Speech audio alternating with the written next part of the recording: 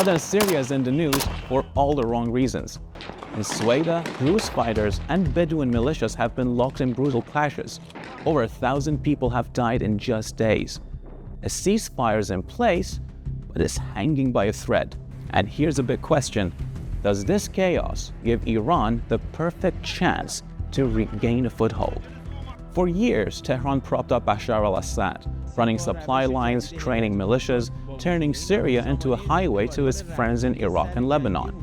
But when Assad's government suddenly collapsed last December and Russia pulled back some of his forces, Iran's grip slipped. Big time. Now you've got interim President Ahmad al-Sharaa trying to keep Syria from tearing itself apart. Spoiler, it's no easy task. Power's up for grabs, factions are fighting, and that's exactly the kind of mess Iran knows how to work with. The spark in Sweida?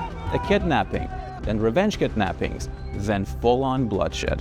When government troops stepped in, locals accused them of siding with the Bedouins. Suddenly, there were reports of Druze homes burned, lootings, and killings, fueling even more anger.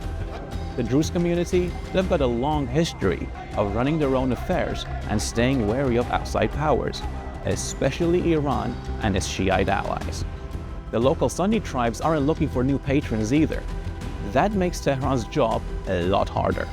And it's not just local drama, Israel's watching closely. Since Assad's fall, Israeli airstrikes on Iran-linked targets near the Golan Heights have ramped up. Some strikes are even framed as protecting the Druze. If Iran tries to rebuild in southern Syria, it's doing it under a spotlight. Meanwhile, look at Iran's playbook elsewhere. In Yemen, Houthi fighters just broke months of calm by hitting 2 commercial ships in the Red Sea. In Iraq, Iran-aligned militias are suspected of messing with oil production in Kurdistan. And recently, both Syrian and Lebanese forces have caught rocket shipments heading to Hezbollah in Lebanon, which is still on the US terrorist list. All of that is Tehran saying, we're still here, we still have reach, don't count us out. So, back to Sweida. Sectarian clashes, power vacuums, a fractured map. Will Iran turn that chaos into a comeback?